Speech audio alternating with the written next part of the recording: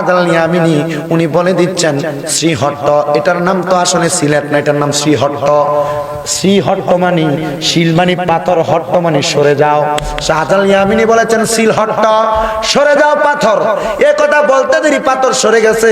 শাহজালাল ইয়ামিনী যখন গুরুগোবিন্দর বাড়ি পর্যন্ত গেছে, যাবার পরে রে হযরতে শাহজালাল ইয়ামিনীকে গুরুগোবিন্দর বড় রাজপ্রাসাদের চারিদিক থেকে তীর মারা শুরু করছে, তীর মারা শুরু করছে। হযরতে শাহজালাল ইয়ামিনী রহমাতুল্লাহ আলাইহি তীরগুলা দেখার পরে শাহজালাল ইয়ামিনী ডাক দিয়ে কয় নাসিরউদ্দিন,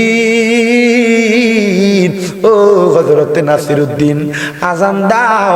কারণ মুসলমানের তরবারি দিয়া যুদ্ধ করে না, লাঠি সোনা দিয়া যুদ্ধ করে না, মুসলমান ফিডাফিডি করে যুদ্ধ করে না।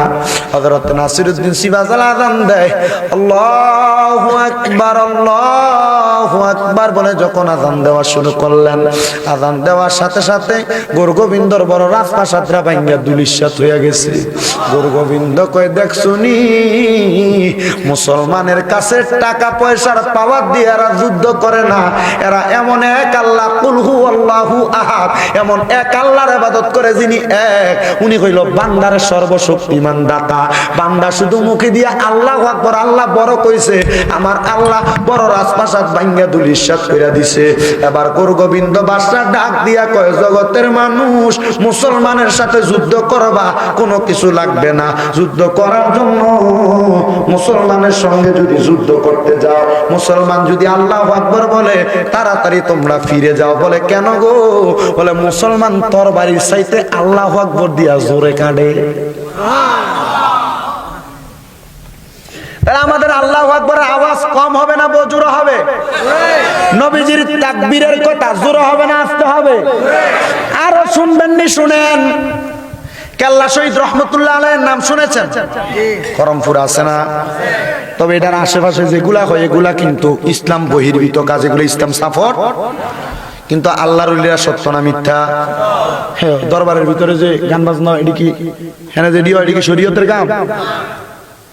বেরিয়ে গান গায় আশেপাশে গায় না?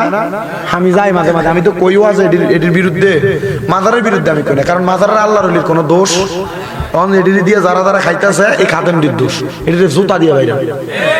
আমি মাজার মাঝে মাঝে গেলে আমার চেহারাটার দিকে আমি চাই, আমি কো চাইও না চান্দু, আমি তোমরা লাভ কি দা, আমি জিয়ারত করব, কোরআন সুন্নাহ যেভাবে বলে সেভাবে করব।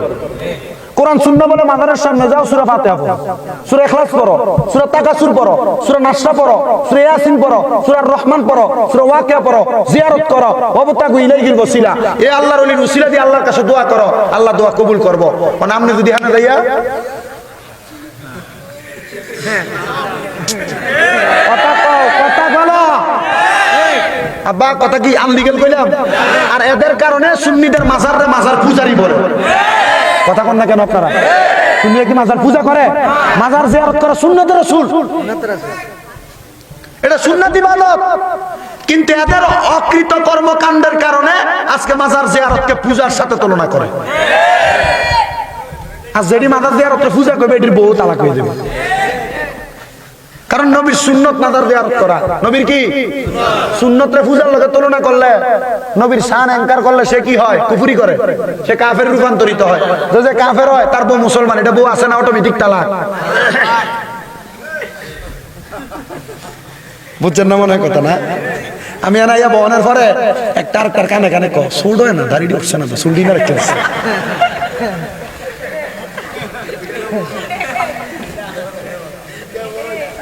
কি শিক্ষা আমার ওই সাল লেখা রাখছে কি আন্তর্জাতিক খ্যাত সম্পূর্ণ।